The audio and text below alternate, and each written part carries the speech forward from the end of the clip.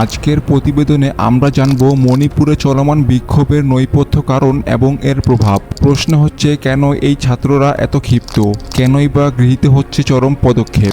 আসুন জেনে নেই বিস্তারিত।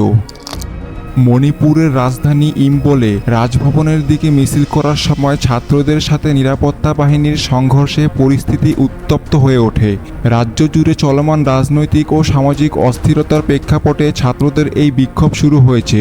বিক্ষোভের মূল কারণ মণিপুরের পুলিশ প্রধান এবং নিরাপত্তা উপদেষ্টাকে অপসারণের দাবি। এই আন্দোলন ক্রমেই সহিংস রূপ নিচ্ছে, যার ফলে গত মঙ্গলবার 55 জনের বেশি ছাত্র আহত হয়েছে।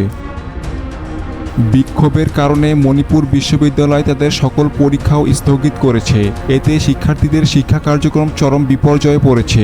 বিশ্ববিদ্যালয় কর্তৃপক্ষ জানিয়েছে, পরিস্থিতি স্বাভাবিক না হওয়া পর্যন্ত পরীক্ষার নতুন তারিখ ঘোষণা করা সম্ভব নয়।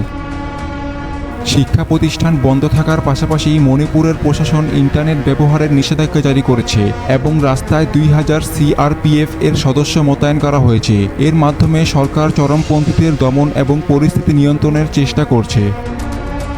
সম্প্রতি মণিপুরে কুকি বিদ্রোহীদের দ্বারা সংঘটিত ড্রোন হামলা ও রকেট আক্রমণের ফলে পরিস্থিতি আরও অবনতির দিকে যাচ্ছে। নিরাপত্তা বাহিনী অ্যান্টি ড্রোন সিস্টেম মোতায়েন করেছে, যা ইতিমধ্যে ভারতীয় সেনাবাহিনী এবং বিএসএফের সাথে সফলভাবে ব্যবহার হচ্ছে।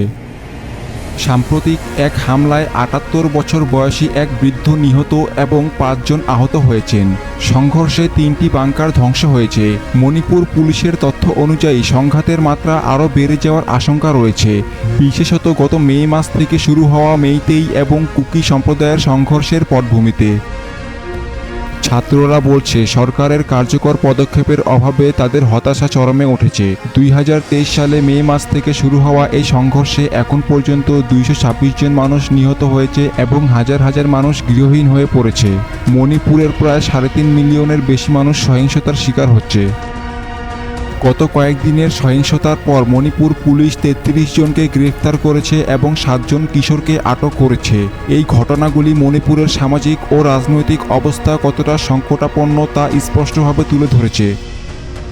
মণিপুরের বর্তমান পরিস্থিতি শুধুমাত্র এই রাজ্যের অভ্যন্তরীণ সংকট নয়, এটি ভারতের উত্তর পূর্বাঞ্চলের একটি বড় রাজনৈতিক ও সামাজিক সংকটের প্রতিচ্ছবি। রাজ্যবাসী এবং শিক্ষার্থীদের আকাঙ্ক্ষা এবং নিরাপত্তার মধ্য দিয়ে মণিপুরের এই সংকটের সমাধান কতটা সম্ভব তা সময় বলে দেবে। Sujan Hossain, international war and politics.